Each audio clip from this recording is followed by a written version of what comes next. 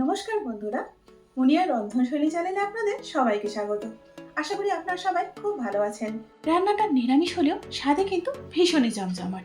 বন্ধুরা, আজকে খুব সহজ উপায় তৈরি করব আমাদের বাঙালিদের ভীষণ জনপ্রিয় একটি রেসিপি, কাঁচা কলার কোফতা কারি।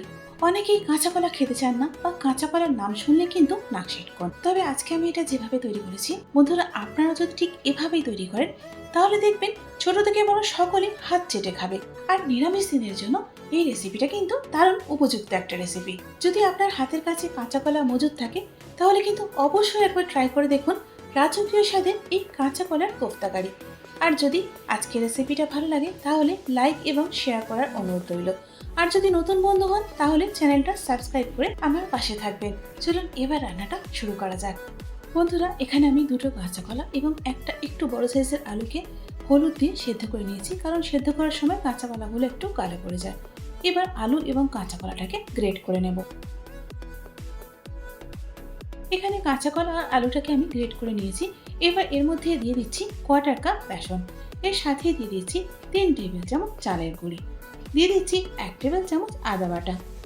এরপর এখন এখানে দিয়ে দিচ্ছি 1 চা চামচ লঙ্কার গুঁড়ো, এর সাথে দিয়ে দিচ্ছি 1 টেবিল চামচ ধনের গুঁড়ো আর 1 চা চামচ জিরের গুঁড়ো। এরপর এখন এখানে দিয়ে দিচ্ছি 1 চা চামচ ঘি, ঘিয়ের সাথে এখানে দিয়ে দিচ্ছি নুন পরিমাণ মতো। এবার দিয়ে দিচ্ছি কিছুটা ধনেপাতা কুচি। নাও টাইম টু মিক্স। যাই হোক, এখানে সবকিছু খুব ভালো করে মিক্স করা হয়ে গেছে। এবার এর থেকে ছোট ছোট কোফতা তৈরি করে নেব।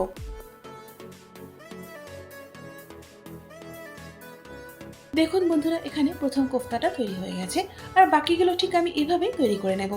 এখানে সব কোফতাগুলি আমি তৈরি করে নিয়েছি। চলুন এবার এগুলোকে ভেজে ফেলি। কোফতাগুলো ভাজার জন্য আমি এখানে ভেজিটেবল অয়েল ব্যবহার করছি। আপনারা চাইলে এগুলোকে সর্ষের তেলেও ভেজে নিতে পারেন। তেলটা গরম হয়ে গেছে, এবার একটা একটা করে কোফতা আমি এর মধ্যে দিয়ে দেবো। তবে একসঙ্গে অনেকগুলো কিন্তু দেওয়া যাবে না। তেলের মধ্যে কোফতাগুলো দেওয়ার সাথে সাথে কিন্তু বন্ধুরা এগুলোকে নাড়ানাড়ি করতে যাবে না।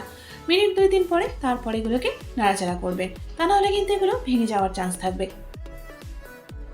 এবার মিডিয়াম হিটে কোফতাগুলোকে আমি ভেজে নেব। মিনিট 3 পর এখন কোফতাগুলো আমি একটু উল্টিয়ে দিচ্ছি, তবে খুব সাবধানে। আর এভাবেই নাড়াচাড়া করে লাল লাল করে কোফতাগুলো আমি ভেজে নেব।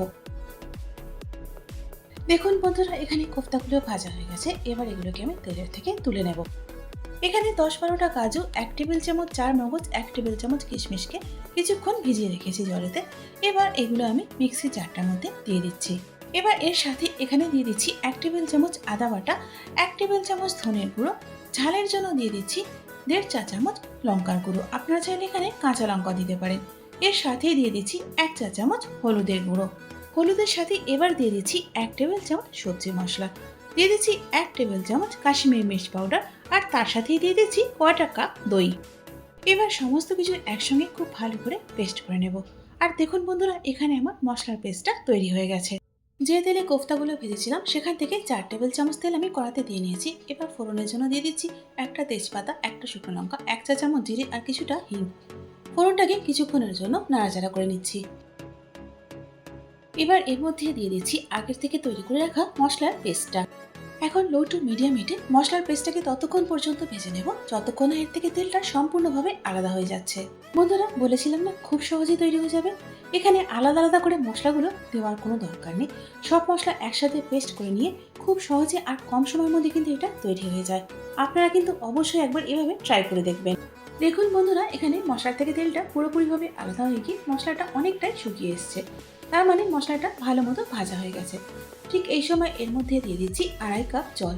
জলটা কিন্তু এখানে বেশি করেই দিতে হবে, যেহেতু নিরামিষ রান্না সেই জন্য একটু হালকা করে মিষ্টি দিচ্ছি।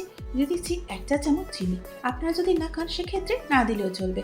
এবার নুন দিয়ে দিচ্ছি পরিমাণ মতো।